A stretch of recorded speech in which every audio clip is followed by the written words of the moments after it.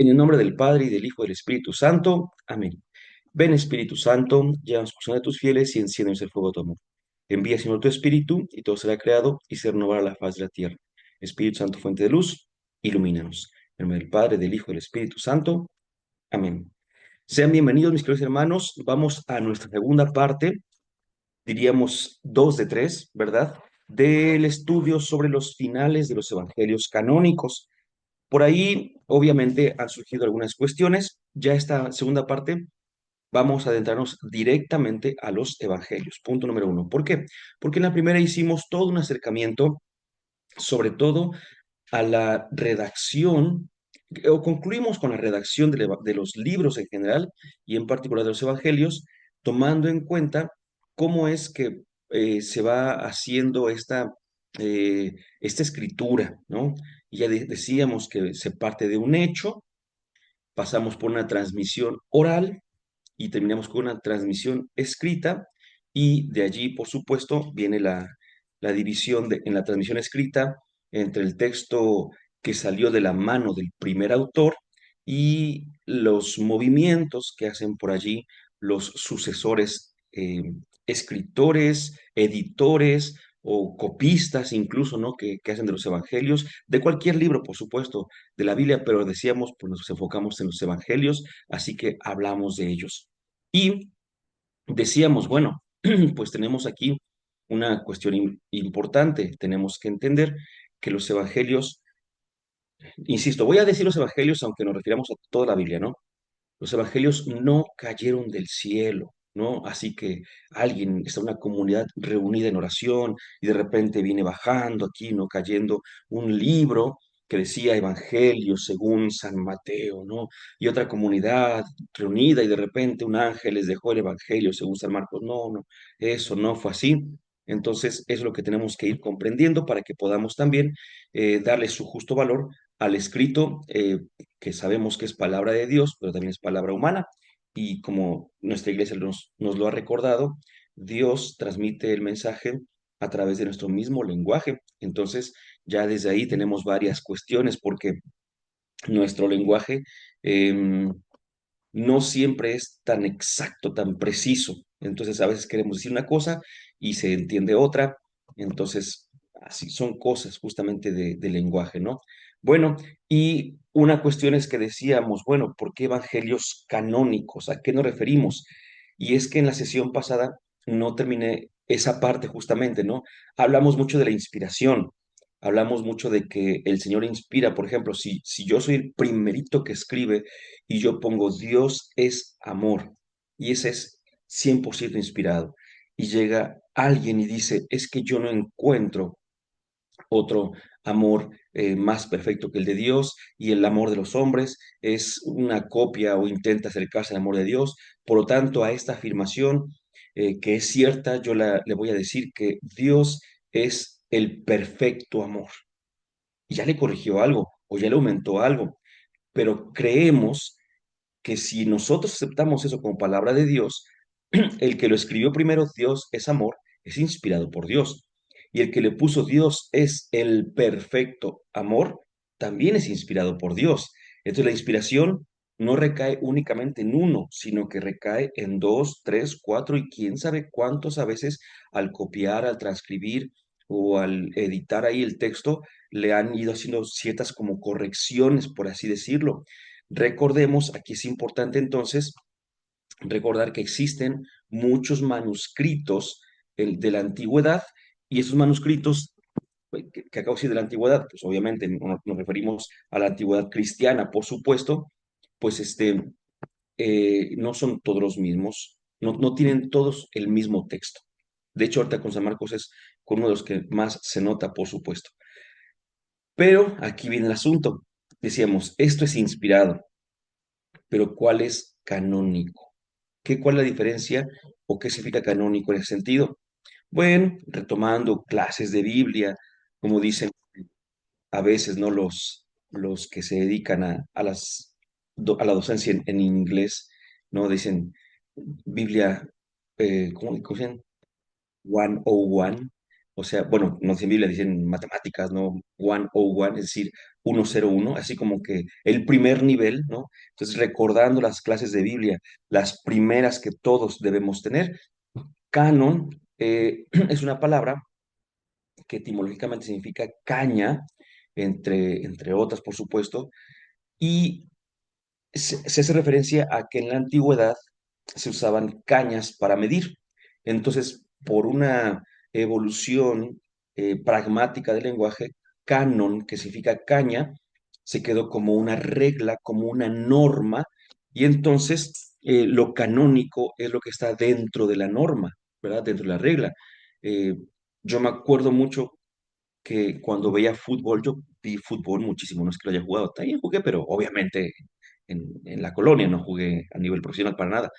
Pero, pero cuando veía el fútbol, que era muy, muy chico, y recuerdo que de repente alguien hacía un tiro libre y golazo, o el portero hacía una desviada, ¿no? Algo impresionante. Me acuerdo que decían siempre esa palabra, decían, se aventó como lo marcan los cánones. Pateó la pelota como lo marcan los cánones, y yo no sabía que era eso, ¿no? Yo pensaba que eran personas que decían, tiene que ser así. Y bueno, no eran personas, pero sí eran cosas que decían, tiene que ser así. Si el balón va de una manera, tienes que aventarte de tal. Si el balón está aquí, tienes que hacer esto. Es como una regla, como una medida para que sea lo justo, como debe ser. Pero en la antigüedad, insisto, por canon se entendió es ese conjunto de libros considerados como inspirados y que, bueno, y que es un conjunto que para nosotros ya está cerrado. Miren, de verdad que hablar del canon pareciera muy fácil, pero no lo es.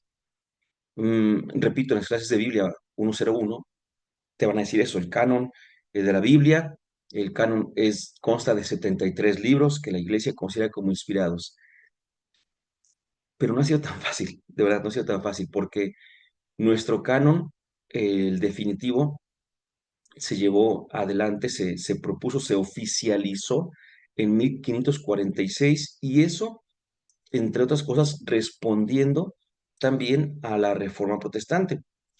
Entonces, esta cuestión durante mucho tiempo no es que tenemos 73 libros, ¿no? No es que una iglesia dijera tenemos 50 y otra iglesia dijera tenemos 200, no, no, no. Pero había partecitas de los libros, había partecitas de los evangelios, había libros, uno o dos por ahí que estaban como que un poco dudosos, ¿no? Entonces dijeron, no, no, los que creemos son estos. Y se hizo la lista, y en el Concilio de Trento se hizo la lista, y esos son los libros que consideramos como inspirados, y por tanto los estamos metiendo en el canon. Así que los que no están aquí no son canónicos. Podría haber algún otro libro inspirado, pero como no está en esa lista, entonces no es canónico. Lo digo porque evangelios ustedes pueden encontrar muchos, ¿sí? Incluso habrá algunos evangelios que digas, es que mira, yo siento que sí dice cosas bonitas, pues a lo mejor es inspirado, a lo mejor, pero si es un evangelio, voy a inventar, evangelio de Natanael, ¿no? Que escribe obviamente sobre Jesucristo, por supuesto, y a lo mejor si era él, ¿no? El que lo escribió, bueno, pues a lo mejor es hasta inspirado y es apostólico porque lo escribió un apóstol, ¿no? Pero ya, no, ya el canon está cerrado, entonces ya no será nunca jamás un evangelio canónico. Otra cosa son los evangelios apócrifos, ¿verdad? Los evangelios apócrifos, esos van por otro rumbo totalmente distinto, muy, muy, muy diferente, muy, muy diferente. Entonces, no es que la iglesia andan así no sé qué tanto. Este, me, a ver si ahorita puedo rápidamente. Me enviaron un mensaje donde, a ver si aquí lo veo rápidamente. Aquí yo tengo, bueno, no se preocupen, no, nada más encontrar el grupo, porque ven que luego mandan muchas, muchas cosas. Eh, a ver si se ve. Si no, yo de todas maneras se los leo. Miren, me mandan este mensajito, a ver si se ve. Dice, así es como debe ser recordado uno de los más grandes maestros, meditando y haciendo viajes astrales, no crucificado, torturado ni humillado. ¿Y quién es? Jesús hasta con una luz en la frente, ¿no? Pues evidentemente tú dices, esto no es cristiano. O sea, meditando y haciendo viajes astrales. Eso no tiene nada que ver con la fe cristiana. Entonces decirte, tengo una imagen del Sagrado Corazón de Jesús. ¿Es cristiana? Es cristiana. Tengo una imagen de Jesús, buen pastor. ¿Es cristiana? Es tanto es cristiana que de las primeras imágenes de Jesús son del buen pastor, justamente, ¿no? Y de repente tengo una imagen de Jesús que es que está meditando y haciendo viajes astrales. No, no tiene nada que ver. Entonces, no, la iglesia te está escondiendo la verdad. Es que no tiene nada que ver, nada que ver. Entonces, los evangelios apócrifos, no es que digan cosas escondidas de Jesús, es que no tiene nada que ver de Jesús con Jesús, ¿no? Evidentemente, por ahí algún dato, pues obviamente la imagen que les acabo de mostrar utiliza una imagen, una figura que medio conocemos de Jesús, que no es que sea esa, pero es la que con la que nos identificamos usualmente, ¿no? Entonces, en los apócrifos, por supuesto que se usa alguna frase, alguna expresión, alguna idea de Jesús que pues es común, es conocimiento común, pero de eso a que digan la verdad, no. Entonces, hay distintos tipos de evangelios y ahorita en particular estamos con los evangelios canónicos, ¿sí? Esos son los que nos están interesando en este justo momento. Evangelio, ay, perdón, ya corrí aquí con muchas, evangelios canónicos. Bueno, dicho esto entonces, ahora sí. Haciendo esta alusión, sabemos que hay cuatro evangelios canónicos, a saber, Mateo, Marcos, Lucas y Juan, según se presentan en en todas las Biblias, ¿no? Mateo, Marcos, Lucas y Juan. Recordemos que la disposición de los libros en la Biblia responde a muchas cosas, algunas veces en la extensión y otras veces de acuerdo con el uso. Y en la iglesia, el evangelio que más se utilizó fue el evangelio de Mateo durante muchos siglos y por eso era el primero que aparecía. Durante muchos siglos se creyó que Marcos era el resumen de Mateo, se puso después de Mateo. Después dijeron, pues vamos a poner a Lucas, y por último, que es parecido a los primeros dos, Mateo, Marcos y Lucas, y luego ponemos al que es bien rarito, ¿no? Al de Juan, porque está bien raro. Pero hoy sabemos que el primero en escribirse fue el Evangelio de Marcos, por eso es que es necesario a mí me gusta mucho empezar siempre con Marcos. No es el primero que aparece en la Biblia, pero es el primero en escribirse y nos da también mucha idea. Así que iniciemos y hagámoslo con esta afirmación muy necesaria para que entendamos de lo que vamos a hablar y obviamente para que te quede también allí con lo que ya hablamos la clase anterior. Dice, si en el relato de la pasión los tres sinópticos siguen sendas paralelas, en los relatos de la resurrección presentan, escuchen, divergencias impresionantes. Ninguno intenta describir el momento y modo de la resurrección, ya que trasciende la experimentación sensible. Simplemente afirman triunfalmente el hecho y lo confirman con relatos diversos. Escuchen esa expresión, ahorita les voy a decir de dónde viene. En ellos constituyen el núcleo esencial los siguientes elementos, en los relatos diversos. Ahí constituyen el núcleo esencial los siguientes elementos. Uno, la identificación del aparecido. Dos, su identidad con el Jesús histórico, es decir, el Jesús resucitado es el Jesús crucificado. Su corporeidad, su manifestación cierta, su trato con los discípulos y la personalidad de diversos testigos. Muy bien, vamos por partes. En esta ocasión me ceñí en lo escrito un 90-95% al análisis que presenta la Biblia de nuestro pueblo, que viene la traducción de la Biblia del Peregrino, de Luis Alonso Shekel, pero la Biblia de nuestro pueblo, una edición muy accesible, muy accesible en cualquier momento. Esta edición yo la recomiendo totalmente. De verdad, tiene unas introducciones, unos comentarios buenísimos. Entonces, para la presentación se me hizo lo más accesible que pude yo compartirles. Para los comentarios y sugerencias por allí, de entrada, y en primer lugar, claro, a eso me refiero, tenemos la Biblia de Jerusalén, que es la que no vamos a dejar porque tiene datos muy importantes. Y por allí, pues también algunas cosas que pues he tenido el gusto, el honor de poder estudiar por diversas partes, ¿no? Entonces, lo primero, fíjense, esto lo dice en la observación del Evangelio de Mateo, por cierto, pero quise ponerlo al principio de todos, porque se aplica para todos. Dice, si en el relato de la pasión los tres sinópticos siguen sendas paralelas, aquí, para que lo entendamos mucho mejor, vamos a decirlo de otra manera.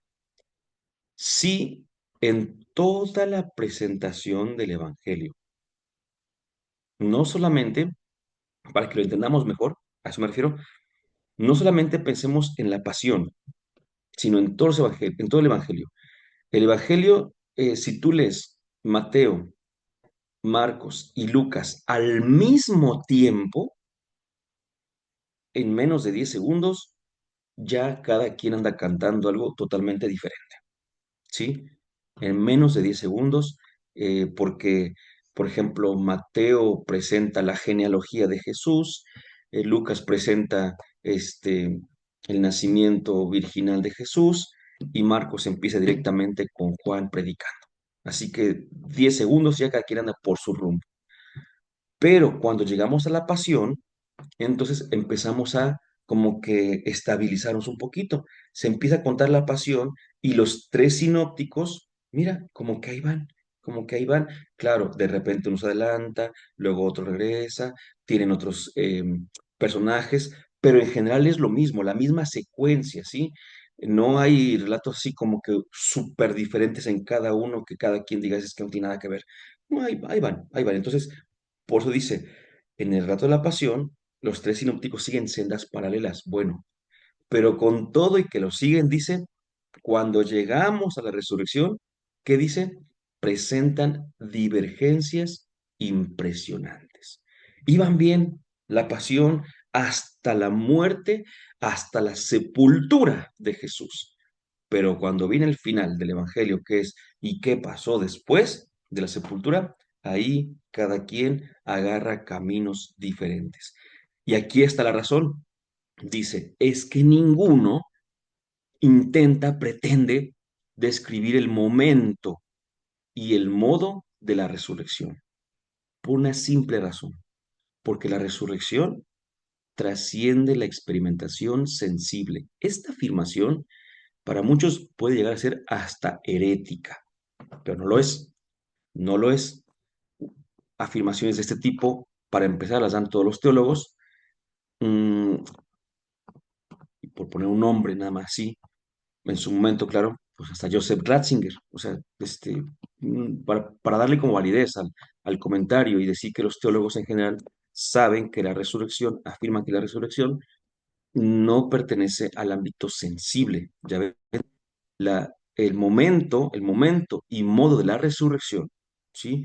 Dice, trasciende la experimentación sensible. No tenemos entonces forma de decir, de saber cómo fue la resurrección. No hay, no hay.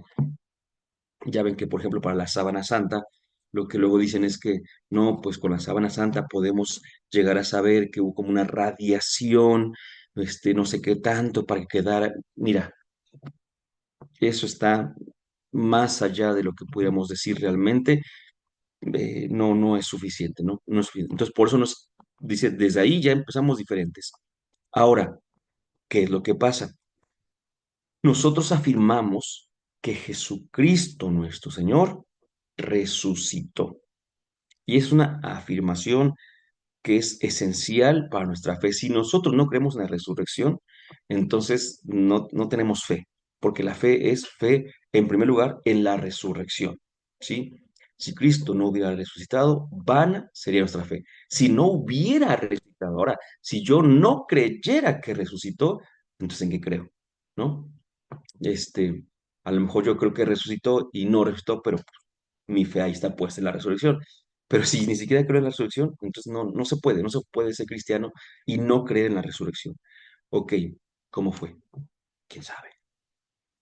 Entonces, fíjate, dice, los evangelistas, o sea, desde los primeros seguidores de Jesús, no sabían. Hoy, pues, ¿qué vamos a ver? Menos sabemos. Entonces, sabemos que resucitó, pero no sabemos cómo fue. Entonces dice, simplemente afirman triunfalmente el hecho. Afirman el hecho. afirman el hecho. Y este hecho lo confirman con relatos diversos. Mm, En un tema que tenemos de la tumba vacía, ¿se acuerdan que les decía, no? La afirmación, los discípulos salieron a predicar que Jesús había resucitado por la tumba vacía o salieron a predicar que la tumba estaba vacía porque Jesús había resucitado. ¿Qué predicaron? ¿No? Entonces la tumba vacía no es el garante definitivo de la resurrección, pero la resurrección sí es suficiente para afirmar que la tumba estaba vacía. ¿Ok? Es para que entendamos ahí unas cuantas diferencias que vamos teniendo. Por eso dice, ellos lo afirman el hecho y lo confirman con diversos relatos. O sea que los relatos que vienen después son para confirmar la resurrección. ¿Y cómo voy a confirmar la resurrección? Ah, pues yo voy a contar esto, yo voy a contar aquello, tú vas a contar aquello, cada quien sabe lo que va a contar, porque todos tienen la misma intención, confirmar la resurrección, pero cada quien lo va a decir a su manera, como sabe, como le gusta, como le hubiese encantado escuchar esa noticia, así lo va a decir. En ellos, decíamos, en esos relatos, se centra o está centrado en los siguientes elementos. Se identifica el aparecido, ¿no? Porque se aparece Jesús. Su identidad, es decir, su correspondencia con el Jesús histórico. La frase que medio dije ahorita y que a mí me encanta es, el resucitado es el crucificado. ¿Cómo lo dice San Juan, por ejemplo? Ahí se acuerda. Dice, miren mis manos. ¿Se acuerdan? Y ahí se dan cuenta. Y entonces cada uno de ellos va a decir, por esto es que sabemos que ese Jesús es el mismo Jesús que fue crucificado. Bueno, muy bien. Entonces, su corporalidad también, así que podían tocar y todo más, su manifestación cierta, su trato con los discípulos y la personalidad de diversos testigos. Ahí está el primer punto entonces, que es acerca de que debemos tener mucha claridad y tenemos que ser muy cautos para afirmar, pero también no atrevidos, sino pues abiertos para hacer ciertas afirmaciones, ¿no? Porque luego creemos que nos están haciendo la contabilidad, perdón, el conteo, no sé cómo decirlo, la narración de los hechos como fueron, y no es esa la idea, ¿no? Bueno, hablemos entonces de San Marcos. San Marcos, su contexto histórico, repito, esto lo traje de la Biblia de nuestro pueblo, que viene del Peregrino, de la versión del Peregrino, de Luis Alonso Shekel, entonces ahí lo pueden encontrar tranquilamente, se los puedo mandar también sin ningún inconveniente, por supuesto, ¿no? Contexto histórico. La obra de Marcos nos sitúa en la segunda generación cristiana. ¿Qué es la segunda generación cristiana? Pues está Jesús y están los discípulos que fueron directos con Jesús, ¿no? Y hubo muchos que lo conocieron. Bueno, pues ya muere Jesús, quedan los primeros discípulos y apóstoles, y luego ellos tienen a su vez discípulos, ¿sí? Voy a usar este ejemplo, pero no estoy afirmando biológicamente nada, ¿no? Si está aquí Jesús y tuvo hijos, los discípulos, entonces no estamos en la generación de los hijos, sino de los nietos, ¿sí? La segunda generación. El Evangelio, para este momento, ya ha traspasado las fronteras religiosas del mundo judío y se ha abierto también a los paganos, llegando incluso a la misma ciudad de Roma, que era en aquel momento el centro geográfico, económico y político del poder imperial romano. Recordemos que en el siglo primero antes de Cristo hasta el siglo quinto, si queremos verlo así, y después hasta el siglo XV, pero te la explico, eh, nos encontramos con el Imperio Romano. Roma tenía 700, 800 años ya de existencia, pero primero había sido una república, luego fue una monarquía, al revés, primero fue una monarquía, luego fue una república y luego fue un imperio. Entonces, cuando era un imperio es cuando empieza justamente ya la cuestión de esta expansión enorme y arrasa con justamente tantos lugares como, por ejemplo, la Tierra Santa. Aquí, si ven el mapita, tenemos pues la bota de Italia, a la derecha Macedonia, Acaya, Éfeso, ya me suena Éfeso, ¿verdad? Abajo Antioquía, ya me suena Antioquía, abajito Siria y abajito dice Jerusalén. Bueno, pues ahí está la Tierra Santa y el Imperio Romano es lo que pues luego se ve, sale en un color un poquito más oscuro, dice Galia, Hispania, Italia, Macedonia, todo eso, entonces era el Imperio Romano, hasta aquí arriba ¿cómo se llama? De África, en Egipto, Alejandría, Libia, Tebas, todo eso, ¿ya vieron? Está allí un poco hacia adentro de Asia. Era enorme el Imperio Romano, por eso se dividió en dos, el Imperio Romano de Oriente y el Imperio Romano de Occidente. El Imperio Romano de Oriente continuó hasta el siglo XV, pero el Imperio Romano de Occidente había caído ya en el siglo V después de Cristo, ¿no? Pues aquí vamos a la bota de Italia y vemos que está Roma. Entonces, imagínense, desde Jerusalén, aquí, habían empezado a convertir a gente que fuera al cristianismo y miren todo eso, ¿no? Y de repente llegó a Roma. ¿Por qué se llegó a Roma? Porque era la opción más viable para que el evangelio llegara a todas partes. Lo que llegaba a Roma era conocido por todos. Entonces, voy a poner un ejemplo muy ridículo, por supuesto, pero hay una infinidad de cantantes que dicen que han hecho bien en elegir como centro de su carrera artística México, porque de México se hace la proyección internacional a Sudamérica, un poquito a Norteamérica y a otros países, ¿no? Entonces son a lo mejor cantantes de algún lugar, de algún país que no es muy conocido o que no tiene las plataformas que hay en México, porque México pues tiene buenas plataformas, ¿eh?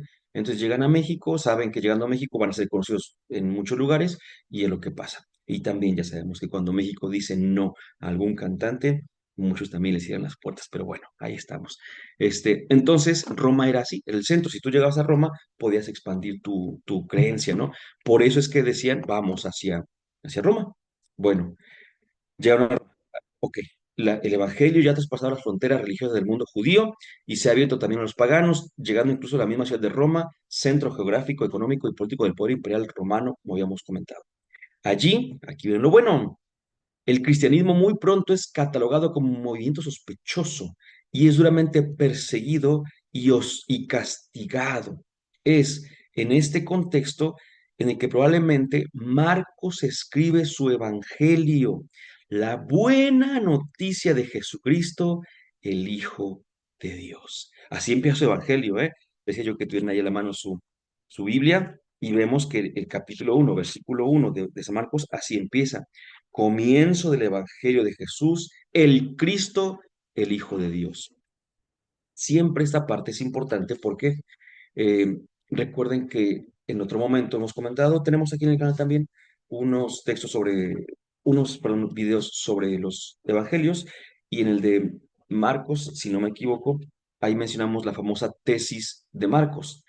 Marcos, cuando escribe su evangelio, lo escribe en primer lugar para los judíos, porque de ahí viene Jesús, pero también para los paganos, o sobre todo los de Roma. Entonces, los paganos de Roma no esperaban al Cristo lo esperaban los judíos. Entonces, a ellos no busca el evangelista decirles que Jesús es el Cristo, porque pues, para ellos, ¿qué, no? Entonces, hagan de cuenta que voy a hacer locuras al decir lo que voy a decir, pero imaginemos que alguien llega allá con los nórdicos, ¿no? Creo que son los de Thor y todos esos, ¿no? Y de los dioses, del dios Thor y demás, y de repente alguien llega y les tengo una buena noticia, Quetzalcóatl regresó, ¿no? Pues bien por Quetzalcóatl, pero quién sabe quién es, no lo conocemos. ¿Cómo no? Pues es el dios de esta. Ah, bueno, pero no es nuestro dios, así que pues gracias, sigan adelante. Entonces, si los evangelistas, o en este caso los evangelizadores, mejor dicho, llegaban a Roma y decían, Jesús es el Cristo, los romanos habrían dicho, pues qué bueno que sea el Cristo, bien por él, pero pues a nosotros no nos afecta en absoluto, ¿no? Entonces, por eso es que San Marcos da inicio a su evangelio y dice, Jesús es el Cristo y es el Hijo de Dios. ¿De cuál Dios? De cualquiera que tú quieras, ¿no? A ver, no estoy diciendo que existan varios dioses, no, no, no, no. Dios me libre de decir eso, sino que en la mentalidad de los romanos había varios dioses y ellos sí aceptaban su existencia y entonces como Jesús era hijo de Dios, entonces ahí sí podían aceptarlo.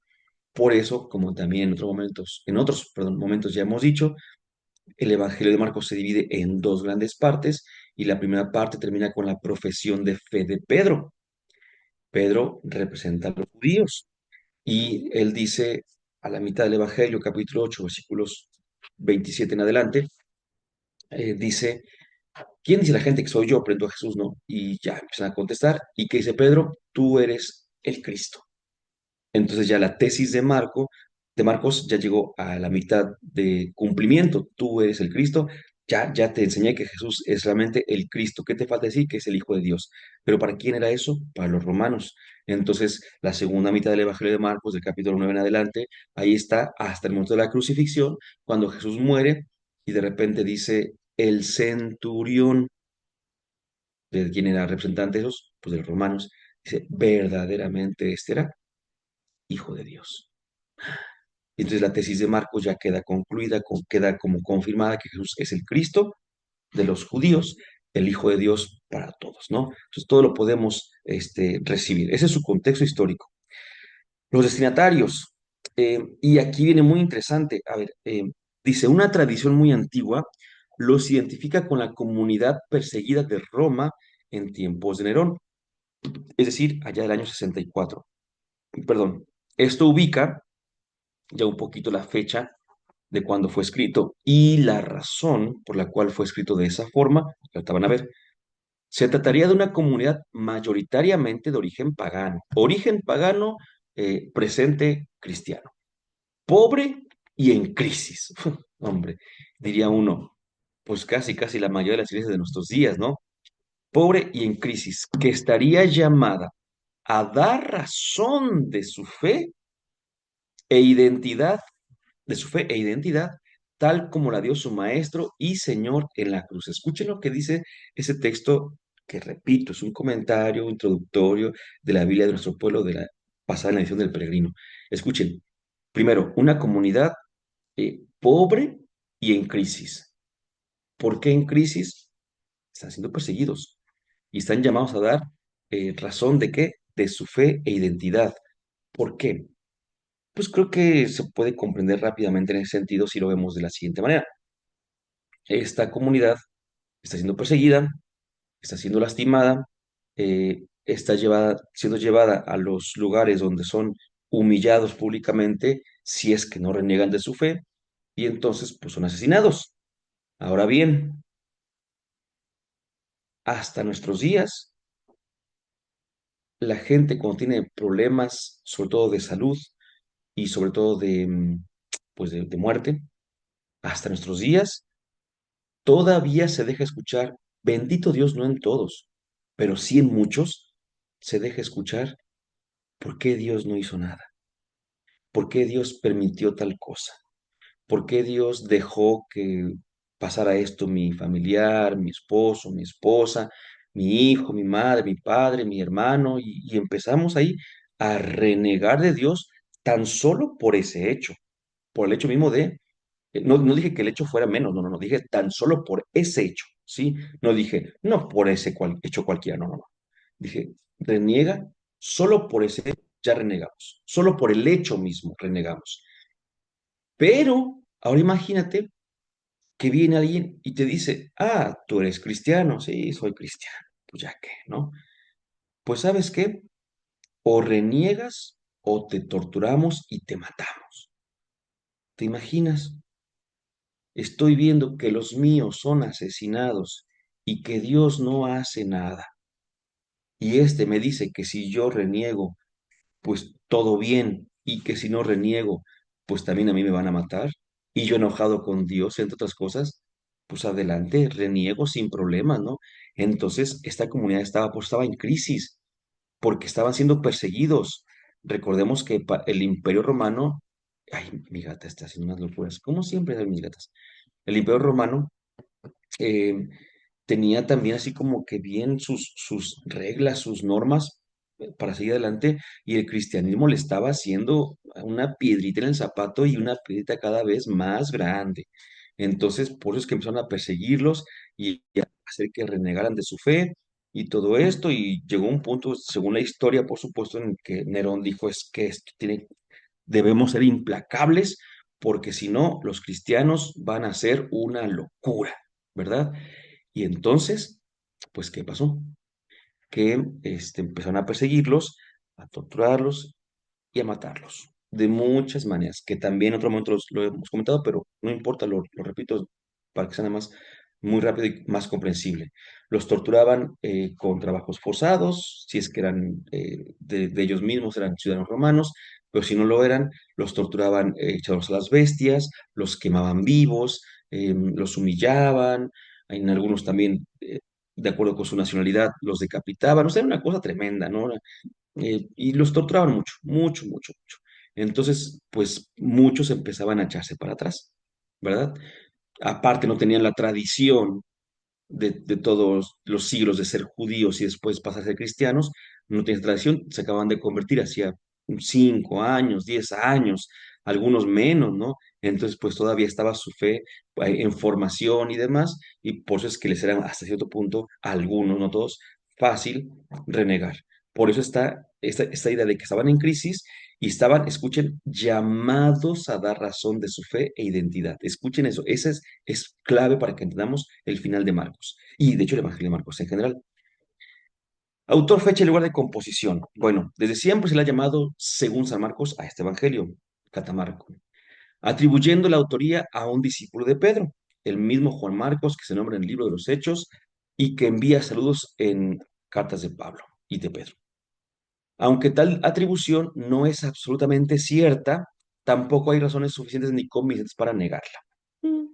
Es decir, no tenemos la certeza al 100%, pero no hay algo que me haga dudar tampoco 100% y que digamos no, definitivamente no fue. Pero entonces, recordemos lo que ya dijimos. San Marcos escribió, si tomamos como San Marcos al autor de este evangelio, San Marcos no escribió todo el evangelio. ¿Por qué? Ya lo dijimos otra vez, porque hubo manos posteriores. Y curiosamente ahorita vamos a ver en dónde hubo una mano posterior. En cuanto a la fecha de su composición, según la tradición, Marcos escribió su evangelio después de la muerte de Pedro, que está más o menos ubicada en el año 64.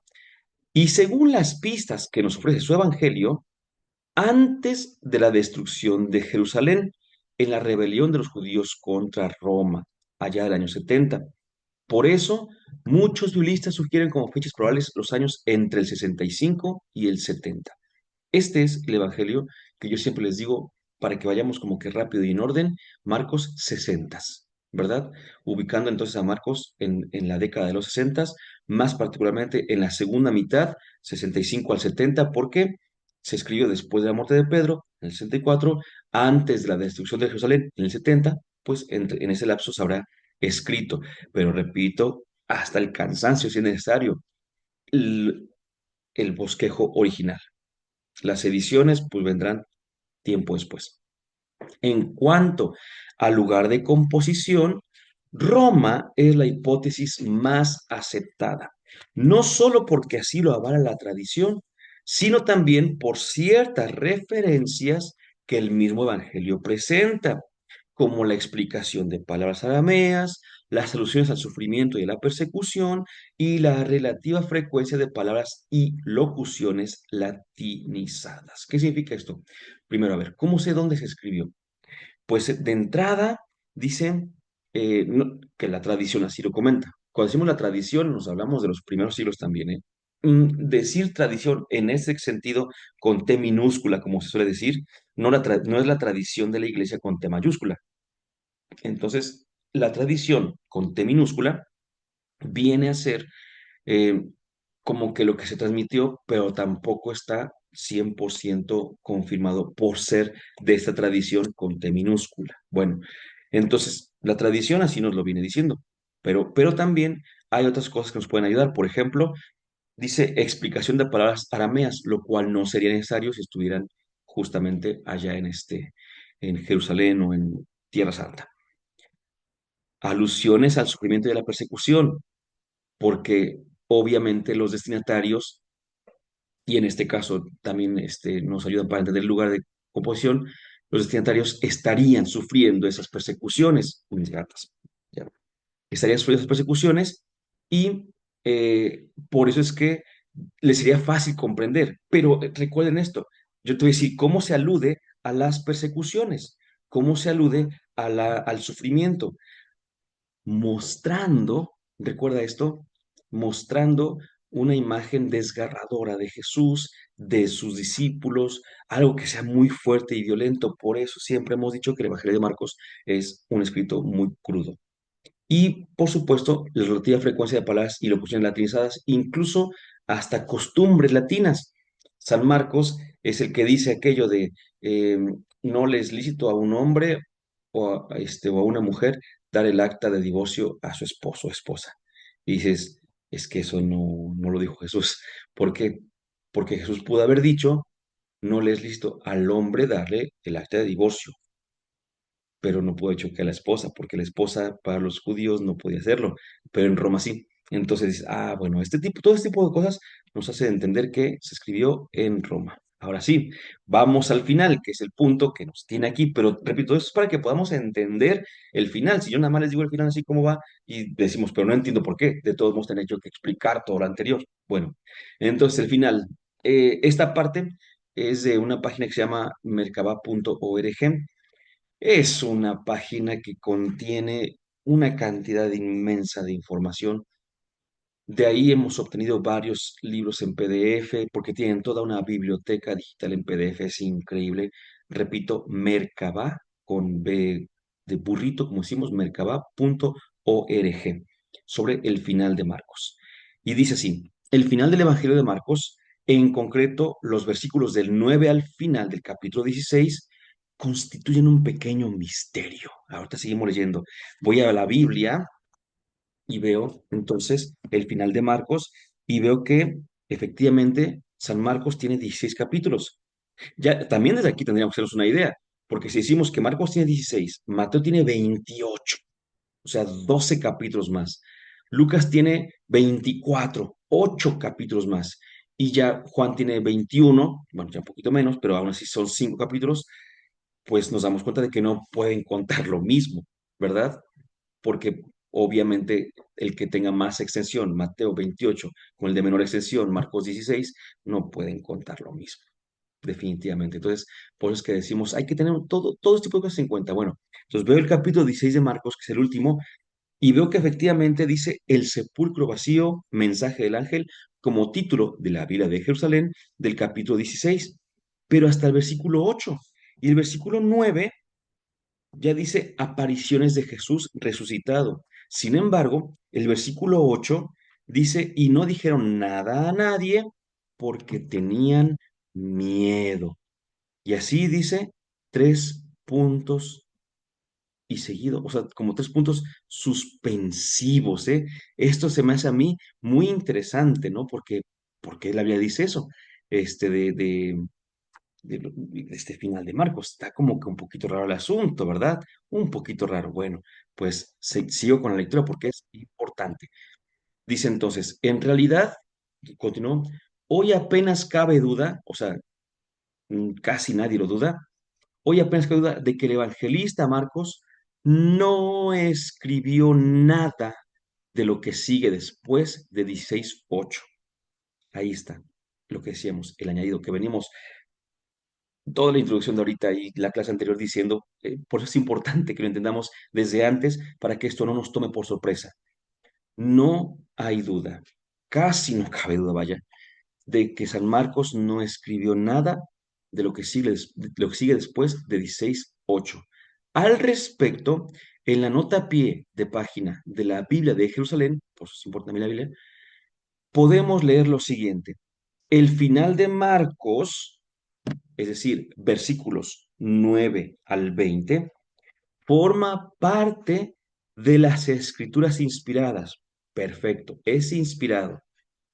Además, es considerado como canónico. O sea que cuando se hizo lo del canon, por eso era importante que lo dijéramos antes, se hizo lo del canon, quedó dentro del canon. Muy bien, ok. Pero esto, dice la Biblia de Jerusalén, no significa necesariamente que haya sido redactado por Marcos. Y por eso dijimos la otra vez, también en la clase anterior, que no era indispensable el autor para hablar de inspiración y entonces tampoco para hablar de canon. Dijimos, el Evangelio de Marcos no es canónico por ser de Marcos. ¿Se acuerdan? Bueno, dijimos con cualquier otro libro. sino que el Evangelio de Marcos es canónico porque es inspirado y considerado palabra de Dios por la iglesia, no importa quién lo haya escrito, ¿sí? Entonces, aunque no lo escribió Marcos, es inspirado y al momento de que en el año 1546 en el Concilio de Trento se dijo, forma parte de las escrituras, entonces es canon. Así que no tenemos ningún problema, ¿verdad? Dice, de hecho, se pone en duda su pertenencia a la redacción del segundo evangelio. Eh, y de hecho, la Biblia de Jerusalén tiene más notas, ¿eh? Más notas. Yo aquí lo voy a continuar, por eso también la quería tener aquí. Dice, las dificultades proceden ante todo de la traducción manuscrita. Las dificultades, lo que complica el asunto procede de la tradición manuscrita. Varios manuscritos, entre ellos, escuchen, el Vaticano y el Sinaítico, omiten el final actual. Fíjense más, dice aquí, dice la diapositiva. En concreto, lo que sucede es que este final largo, o sea, hasta el versículo 20 de Marcos, si bien se encuentra en el 99% de los manuscritos griegos, en cambio, no figura en los manuscritos griegos más antiguos que se conservan de este evangelio, que son el Códice Vaticano y el Códice Sinaítico. Y además, en otros manuscritos aparece un final distinto. Pues es que es, eh, voy a poner muchos ejemplos, pero ninguno será tan certero. Tendríamos que decir más cosas. Pero bueno, imaginemos que alguien dice, me llegó un correo electrónico o me llegó un WhatsApp de fulanito. A mí también. Oye, ¿y qué dice? Y ven que no dice exactamente lo mismo. Dicen, oye, pero si será el mismo entonces, porque aquí a ti te puso que nos vemos a las 4, pero a mí me puso que nos vemos a las 5, y a mí me puso que nos vemos a las 6. Ya cambió algo, ¿no? No dijo nos vemos. Y al final dice, entonces repasaremos todo a las 7. Ok, entonces dice uno, ya entendí, a ti te hablar contigo a las 4, contigo a las 5, contigo a las 6 y con todos a las 7. Sí, pero eso lo sabes cuando estudias todos en conjunto, pero cuando estudias uno solamente, dices, aquí hay hay diferencia, hay diferencia. Entonces, resulta que así encontramos mensajes de WhatsApp, correos electrónicos o manuscritos, en este caso el del Evangelio de Marcos, que son antiquísimos y no dicen lo mismo. Entonces, ¿dónde es donde varían? En el final. Este final. ¿Por qué? Y aquí ven, ya estamos llegando al final, de hecho, de nuestra exposición. No se preocupen de esta primera parte, por cierto. Continúa aquí. Dice que no corresponde, omiten el final actual. En lugar del final ordinario, un manuscrito, por ejemplo, un manuscrito da un final más breve que es continuidad del versículo 8. O sea, como les suelo decir, la misma Biblia de Jerusalén que trae Marcos 16 1 al 20, a partir del 9 hace una división después de 3 puntos suspensivos y pone 9-20. La misma Biblia de Jerusalén te dice, pues es que, ¿sabes qué? También aquí había otro final, que donde decía, y no dijeron nada a nadie porque tenían miedo, ellas refirieron brevemente a los compañeros de Pedro lo que les había anunciado. Luego, el mismo Jesús hizo que ellos llevaran desde el oriente hasta el poniente un mensaje sagrado e incorruptible de la salvación eterna. Ese es otro final. Otro final. Y ¿qué vemos? Dice nada más que ellas dieron testimonio a Pedro y a otros, ¿no? Por así decirlo. Y que Jesús mismo hizo que llevaran el mensaje de la salvación, lo que incluye, por supuesto, que Jesús o se les habría aparecido o de alguna manera les habría invitado a ser evangelizadores. Pero no es el único final, no es el único final. Cuatro manuscritos, decíamos, un manuscrito, cuatro manuscritos dan a continuación los dos finales, el breve y el largo. O sea, el que tenemos actualmente y aparte le habrían puesto el más breve. Finalmente, uno de los manuscritos que dan el final largo intercala entre el versículo 14 y el 15 el fragmento siguiente. O sea, donde dice 14, por último, estando a la mesa, los 12 discípulos, se les apareció y les echó en cara su incredulidad y su cerrazón de mente por no haber creído a quienes lo habían visto resucitado. Luego les dijo, luego, vayan por todo el mundo. Bueno, después de que les echó en cara que no habían creído eh, a quienes la habían visto resucitado, otro manuscrito dice lo siguiente, dice, y estos alegaron en su defensa. Este siglo de iniquidad y de incredulidad está bajo el dominio de Satán, que no deja que lo que está bajo el yugo de los espíritus impuros reciba la verdad y el poder de Dios. Manifiesta, pues, ya desde ahora tu justicia. Esto es lo que decían a Cristo. Y Cristo le respondió, el término de los años del poder de Satán se ha cumplido, pero otras cosas terribles se acercan, y yo he sido entregado a la muerte por los que pecaron para que se conviertan a la verdad y no pequen más, a fin de que hereden la gloria espiritual e incorruptible de justicia que está en el cielo. Luego les dijo, vayan por todo el mundo. Ah, caray. La tradición patrística presenta también cierta fluctuación, fluctuación. Añadamos que entre el versículo 8 y el versículo 9 hay en el rato solución de continuidad. Por otra parte, es difícil admitir que el segundo evangelio, en su primera redacción, se detuviera bruscamente en el versículo 8. Esto es importantísimo, escuchen. Es difícil admitir que en el segundo evangelio, am, en su primera redacción, se detuviera bruscamente en el versículo 8. Aquí viene. De aquí la suposición de que el final primitivo desapareció por causas desconocidas por nosotros y que el final actual fue redactado para llenar la laguna. Sigue todavía un poquito más, pero creo que tenemos ya elementos suficientes para ir concluyendo esta parte del Evangelio de Marcos. A ver, si nos entendemos, yo creo que lo podremos alcanzar. Eh, Los manuscritos más viejitos del Evangelio de Marcos acababan en el versículo 8. Hasta ahí. Ese era el final. Vamos a ver. Dice, voy a leer pues voy a leer todo el capítulo 16 hasta el versículo 8, para que nos empapemos de la idea.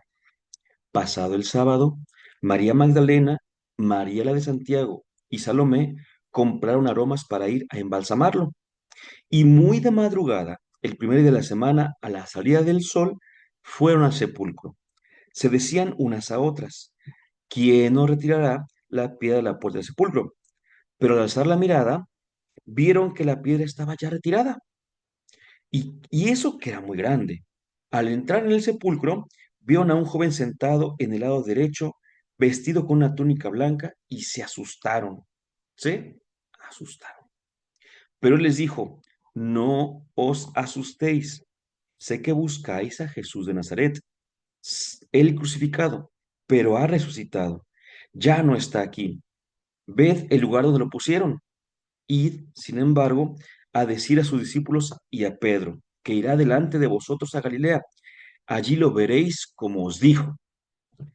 Ellas salieron huyendo del sepulcro, pues un gran temblor y espanto se habían apoderado de ellas, y no dijeron nada a nadie porque tenían miedo.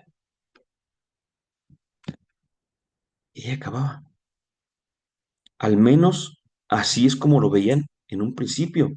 Decían, ¿y entonces qué pasó aquí? ¿No? Y bueno, pues vienen obviamente las dos opciones que tenemos. Primera opción, ese es el final, no hay más. Segunda opción, sí hay más, hay más. Ahora, si yo me voy a la primera opción, debo contestar algunas preguntas que ahorita vamos a hacer. Ese es el final, no hay más. ¿Por qué? ¿Por qué termina así? ¿Cuál es la intención? Eh, no importa si no se cuentan apariciones, porque aquí no hay apariciones de Jesús resucitado. ¿O qué es lo que está pasando? ¿No? No hay más. La segunda opción es, no, sí hay final. ¿Dónde está? Nos preguntaríamos, ¿cuál es? ¿Por qué no aparece aquí en este momento, no? Entonces tenemos que indagar justamente sobre ello Y ante la primera opción, vamos a entenderlo de la siguiente manera. Em, en primer lugar, el afirmar, escuchen esto, o mejor dicho, el omitir cualquier aparición de Jesús resucitado, entra en una cierta psicología en la cual vemos que no es necesario saber, o perdón, ver a Jesús resucitado para saber que resucitó. Las mujeres no lo vieron, pero el ángel les dijo. O sea, había un mensajero que les dijo, pero las mujeres no lo vieron. Y de hecho, según el final, si ese fuera el final, nadie lo habría visto. Bueno, ¿y por qué lo cuentan? Pues recordemos el contexto histórico. En el contexto histórico, donde estaban en esa mentalidad de que, bueno, ¿por qué Jesús no se aparece? ¿Por qué no viene con su legión de ángeles y por qué no quita al emperador? ¿Por qué no nos salva? Y entonces cuando ellos decían, es que en el Evangelio, desde que Jesús murió, desde que Jesús fue sepultado, nadie lo ha visto. O sea, nosotros romanos no lo hemos visto, pero no nos sintamos mal. ¿Por qué? Porque de hecho nadie más los vio. Nadie más lo vio a él estado. ¿Sí? Entonces entra en esa psicología de decir, no esperes una aparición de Jesús. Nunca la volvió a hacer. Si aceptamos como final el versículo 8, por supuesto, ¿no? Ah, y viene otro punto. El segundo es que no tan solo no lo vieron, sino que no dijeron nada. ¿Por qué no dice nada? Y viene en otro momento de la psicología, que lo voy a poner con con un ejemplo muy de nosotros, ¿no? Yo estoy aquí sentado y quiero, no sé, un cuaderno que está por allá y digo, ay, a lo mejor está aquí Santi, ¿no? Santi, fíjate que yo quiero aquel cuaderno, pero pues no hay nadie que me lo pase. ¿Qué haría Santi? Yo voy, papá, va, lo agarra y me lo da. Apliquemos esa psicología aquí. Fíjense que Jesús resucitó. Y fíjense que el ángel dijo que tenían que anunciar que había resucitado. Pero mire, esas mujeres tuvieron miedo y no le dijeron nada a nadie.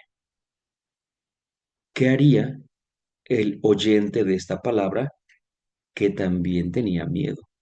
Diría, híjole, pues tengo miedo, pero si yo no digo nada, puede ser como estas. Y el mensaje tiene que llegar. No, pues yo voy. Y entonces era una respuesta, primero, a por qué ellos no veían a Jesús actuando mientras eran perseguidos. ¿Por qué no lo veían? Porque nadie más lo vio. Y segundo, además de una respuesta, era una invitación. Pero ¿sabes qué? Tú estás llamado a anunciar el mensaje. Qué interesante. Ahora, eso es, y de hecho yo puedo irme por esa parte, entendiéndolo, yo lo aceptaría así. Pero la otra pregunta es, ¿y si sí había final y nada más los manuscritos más antiguos no lo tenían? Entonces, ¿qué pasa ahí? Ah, bueno, si sí había final, tendríamos que ver un par de cosas. ¿Por qué desapareció? Es muy sencillo que un final desaparezca materialmente dicho. Se lo pudieron haber recortado, se pudo haber mojado, venía una última hoja que alguien perdió y pensó que se acababa allí, cuando lo copiaron. Materialmente dicho, se puede explicar de mil maneras. Pero si queremos decir que fue deliberado que se perdiera el final en los primeros escritos, habría que preguntarse, pues, ¿qué decía? ¿No? Que era necesario que se perdiera o era más conveniente que se perdiera. Nunca lo sabremos. Por eso dice, constituye un pequeño misterio que al día de hoy no lo podemos resolver, el por qué se habría perdido deliberadamente. Alguien lo habría quitado deliberadamente. Si es que así fue, no lo sabemos. Recuerden, se pudo haber perdido sin querer. Se pudo haber quitado con toda la voluntad de alguien y no sabríamos por qué. Ni idea. Pero entonces, desde muchos siglos antes, o sea, unos 2 siglos después del acontecimiento, ya corrían versiones del final. ¿Por qué? por varias razones. La primera es porque dejaba un mal sabor de boca para muchos. Decían, pero ¿cómo acabó todo aquí? ¿No? ¿Cómo es posible que dijeran que tenían miedo? ¿Cómo es posible que dijeran que por el miedo no hablaron? ¿No? Entonces, ya desde ahí a muchos ya no les gustaba, primero porque quedaba con muy mal sabor de boca, pero segundo, y esta también es importante, porque ya el cristianismo ya no era perseguido. Entonces, los cristianos ya no vivían en el miedo en el que fue escrito en primer lugar el Evangelio de Marcos, en la década de los 60 del primer siglo.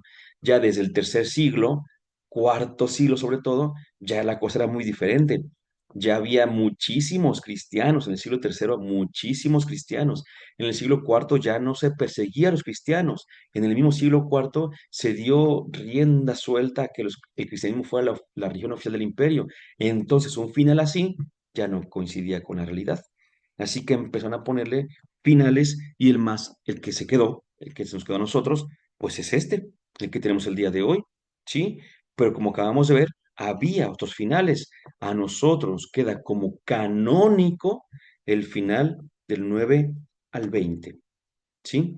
Pero ya no sabemos, o sea, originalmente no era ese, ¿verdad? Como tal, es una propuesta en donde ya vemos que ahora sí Jesús resucita y se aparece. Ah, mira, esto ya me suena un poquito más conocido. Se va a aparecer, aquí se le aparece a María Magdalena, muy bien, está dentro de hecho, hay quien dice que quien hizo este último final, como que vio a los otros evangelios y para decir, ¿cómo acaban aquellos? Así, bueno, pues yo voy a poner algo parecido, ¿no? Entonces dice, bueno, pues aquí exactamente, María Magdalena, ¿y quién es María? Y se va y dice, la que echó 7 demonios. Esa información venía en Lucas. Si ustedes se acuerdan, en el capítulo 8 de Lucas, ahí viene que de él echó 7 demonios. Ella fue a comunicar la noticia a los que habían vivido con él, que estaban tristes y llorosos. Ellos al oír que vivía y que había sido vista por ella, no le creyeron, no lo creyeron. Después de esto, fíjense, Jesús, claro, se apareció bajo otra figura a dos de ellos cuando iban de camino a una aldea. ¿A qué me suena esto? Otra vez a Lucas con los discípulos de Maús. Y ellos volvieron a comunicarse a los demás, pero tampoco creyeron a ellos. Estos versículos del 9 al 13 son casi un resumen, así panorámico de Lucas. Por último, estando a la mesa los 11 discípulos, se les apareció y les echó en cara su incredulidad y su cerrazón de mente. Esto me suena a Juan, ¿verdad? Estando a la mesa, 11 discípulos, se les aparece también a Lucas un poquito, por supuesto, ¿no? Por supuesto. Pero también un poquito también a Juan, o sea, como que, repito, tiene así como que elementos. Y luego les dijo, vayan por todo el mundo y proclamen la buena nueva a toda la creación. El que crea y sea bautizado se salvará, el que no crea se condenará. Estos son los signos que acompañarán y tal y tal. Y ellos salieron a predicar por todas partes. Fíjense la diferencia de final. Ellos salieron a predicar por todas partes y el Señor colaboraba con ellos y confirmaba, perdón, la palabra con los signos que la acompañaban. Y ahí concluye el Evangelio de Marcos. Qué importante entender tantos puntos para poder entender el final de Marcos, porque, repito, con lo que decíamos el día de hoy al principio, ¿no? Trataban de irse por la misma línea y de repente terminaron cada quien por su vida, ¿no? Cada quien por su lado. Pues vemos que no era así, así como que, ¿qué pasó aquí, no? Cómo fue, más bien no sabíamos cómo fue, y cada uno de ellos tiene sus intenciones. Así que, resumiendo para Marcos, probablemente el Evangelio de Marcos terminaba abruptamente, pero por una cuestión en la cual decíamos intentaba dar respuesta a la situación actual de esas personas, de los destinatarios, de su contexto histórico, y al mismo tiempo intentaba animarlos a que ellos se convirtieran no tan solo dejaran de quejarse, por así decirlo, dejaran de renegar, sino que ellos mismos se convirtieran en heraldos del Evangelio, en evangelizadores para que pudiera el mensaje llegar a los demás. Y se logró, el cometido se logró. A partir de allí de Roma también se hizo una comunidad muy grande, a partir de allí se hizo la región del imperio, y después de esto, pues hubo que cambiar el final del Evangelio de Marcos, ¿verdad? Porque ya no coincidía con los tiempos de siglos posteriores y se tuvo que hacer un final alternativo, por así decirlo, en el cual no fue el único, ya dijimos, sino que hubo varias propuestas en el cual pues ya todo era así un poquito más dentro de lo que conocemos y comprendemos que es Jesús se aparece, Jesús hace el envío y los discípulos salen a predicar. Así que va por ahí. Dulce Madre, no te alejes, tu vida a nosotros no apartes. Ven con nosotros a todas partes y nunca solo nos dejes. Ya que proteges tanto como la de la Madre, haz que bendiga el Padre, el Hijo y el Espíritu Santo. Amén.